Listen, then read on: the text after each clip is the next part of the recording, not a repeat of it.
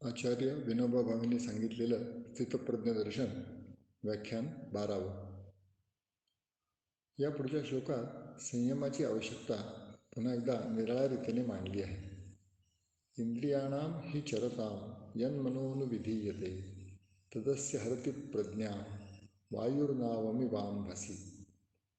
इंद्रिये वर्तता स्वैर त्यामागे मन जाये जे, त्याने प्रज्ञा जशी नौका वाऱ्याने खेचली जळी. इंद्रिये स्वैर वागून राहिली आहेत, मन त्याच्या मागे जात आहे अशी स्थिती झाली म्हणजे बुद्धी शाबूत व तटस्थ राहू शकत नाही. मन इंद्रियांच्या बाजूला गेले म्हणजे इंद्रिये व मन मिळून त्यांचा पक्ष जोरदार होतो. मग बुद्धी आपले कार्य सोडते म्हणजे नाहीशी होते असे नाही. बुद्धी अबुद्धी बनणे शक्य नाही, तेव्हा ती कुबुद्धी बनते. मग ती अबुद्धीपेक्षाही जास्त अनर्थ करणारी ठरते. मन जर बुद्धीच्या पक्षात आले तर बुद्धीचा पक्ष जोरदार होईल आणि इंद्रियांना त्यांच्या मागे यावे लागेल.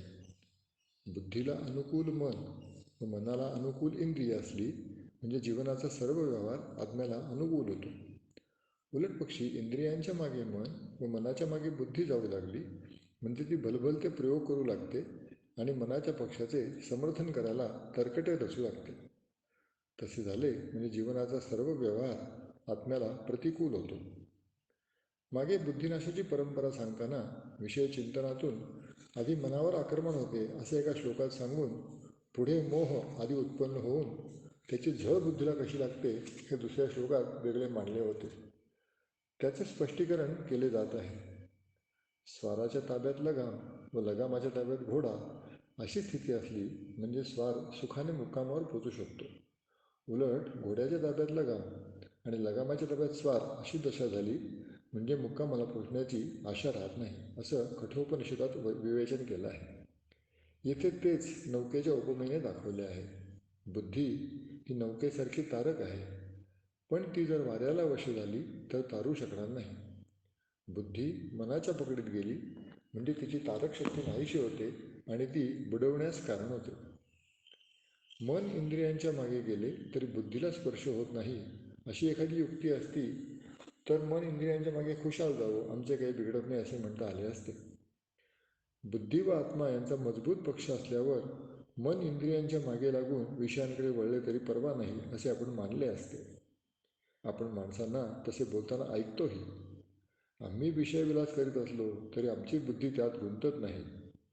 विचार करताना आम्ही तो विषय सोडून तटस्थपणे विचार करतो असे म्हणणारे म्हणतात, पण हा भ्रम आहे.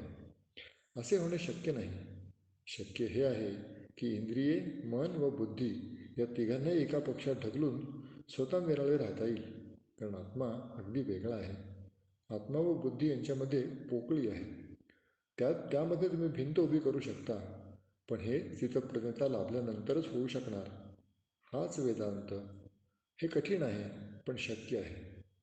मन व बुद्धी यांच्यामध्ये पोकळी नाही, ती परस्पर संबंध आहेत. म्हणून आत्मा एकीकडे आणि बुद्धी मन इंद्रिय एकीकडे असे ज्याप्रमाणे दोन कप्पे खुशाल पाडता येतात, त्याप्रमाणे आत्मा व बुद्धी एकीकडे व मन आणि इंद्रिय दुसरीकडे असे कप्पे पाडण्याची सोय नाही.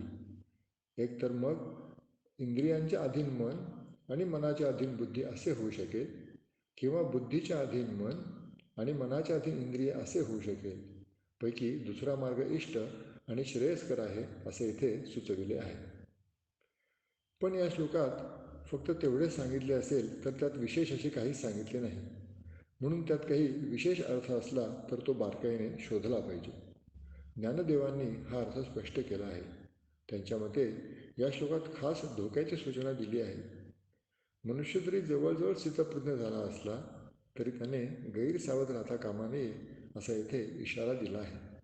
ज्ञानदेव म्हणतात, प्राप्तेही पुरुषे इंद्रिये लालिली जरी कवतिके, तै आक्रमिला जाण दुःखे सांसारिके.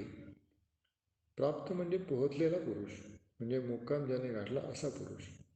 असा स्थिर बुद्धीचा पुरुष इंद्रियांचे कोड कशाला पुरवील म्हणून कवतिके शब्द टाकला. तो कौतुकाने, कुतूहलाने, असावधपणे अथवा गफलतीने जर इंद्रियांना मोकळे सोडू लागला तर त्याचेही मन त्याच्यापेक्षा बलवान ठरून त्याला खेचून घेईल. हा अर्थ ज्ञानदेवांना कसा सुचला याचा विचार केला, म्हणजे त्यात त्यांच्या बुद्धीची सूक्ष्मता दिसून येते. या श्लोकात वारा नावेला खेचतो त्याप्रमाणे मन बुद्धीला खेचते अशी भाषा वापरली नाही.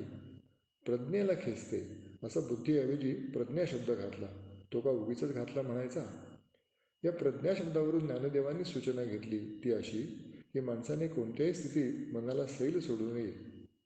रामदासांनीही मनाच्या श्लोकात शेवटचा उपदेश असाच केला आहे.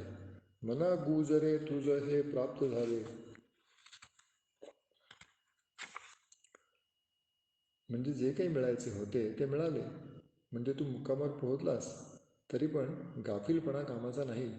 परी अंतरी पाहिजे यत्न केले.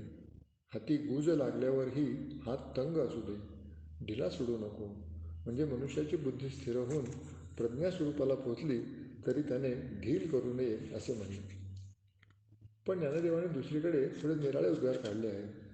गंगा समुद्राला पोहोचली की मंदावते.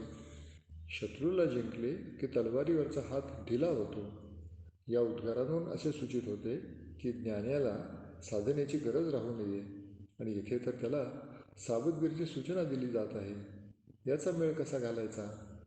ज्ञानाला सावधगिरी सहज आहे हा याचा मेळ. ब्रह्मसूत्र भाष्यात शंकराचार्यांनी हाच अर्थ निराळ्या भाषेत मांडला आहे. आत्मज्ञानी स्वच्छंद वर्तन कसे करेल?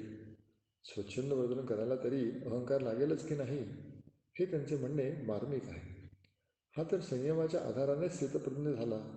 तो असंयत वर्तन कसे करेल? संयत वर्तन हाच तर त्याचा स्वभाव आहे. स्थितप्रज्ञाच्या बाबतीत नियम राहत नाही. संयम राहत नाही. नियम माझ्याहून कोणी वेगळे आहेत, ते मला लागू आहेत असा भेदभावच त्याच्या ठिकाणी उरलेला नसतो. सूर्य नियमाने प्रकाशत नाही, स्वभावाने प्रकाशतो. गंगा नियमाने वाहत नाही, स्वभावाने वाहते. तशीच स्थितप्रज्ञेची स्थिती. इंद्रिय संयम हे ओझे आहे का त्याला? उलट इंद्रियांचा असंयम हेच त्याला ओझे.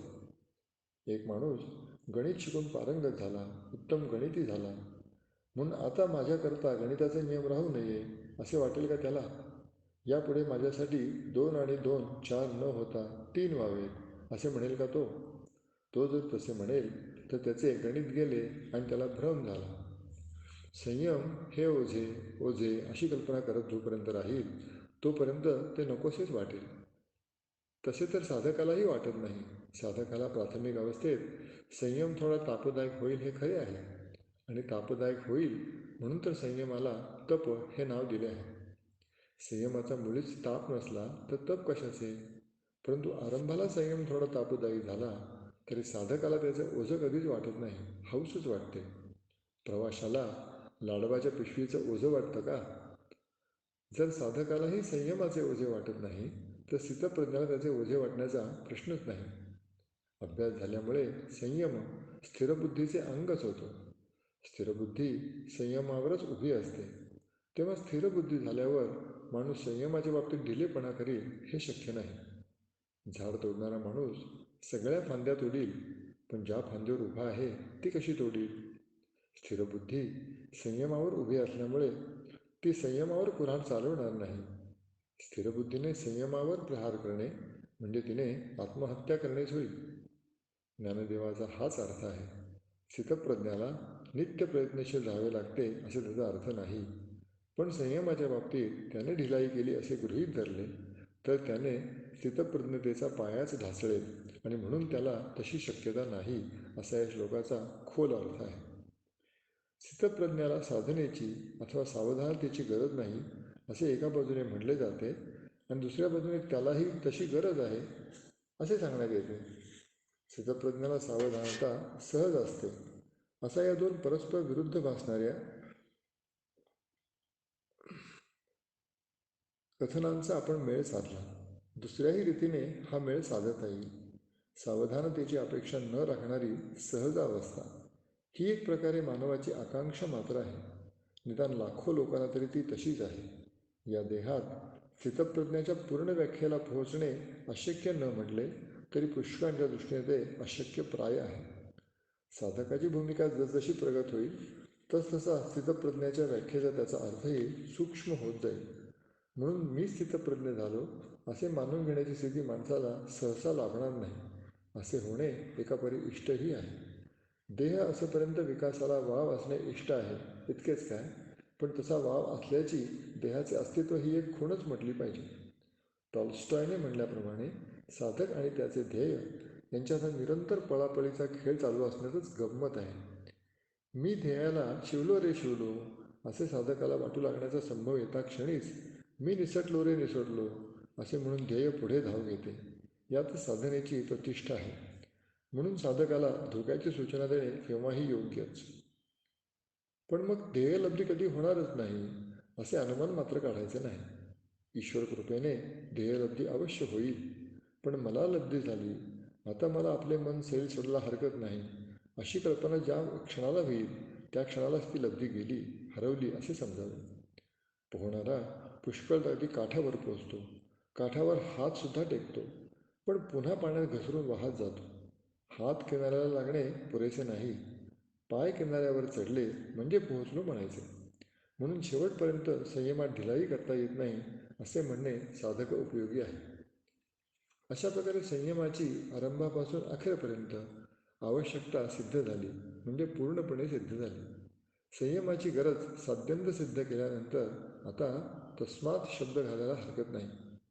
तस्मात यस्य महाबाहो निगृहीतानि सर्वशः इंद्रियार्थेभ्यस तस्य प्रज्ञा प्रतिष्ठिता. म्हणून इंद्रिये जाणे विषयातून सर्वथा ओढून घेतली आत त्याची प्रज्ञा स्थिरावली. तस्मात शब्द घालून मूळच्या प्रतिज्ञेचा येथे केवळ पुनरुच्चार केला आहे. तर्कशास्त्रात याला निगमन म्हणतात.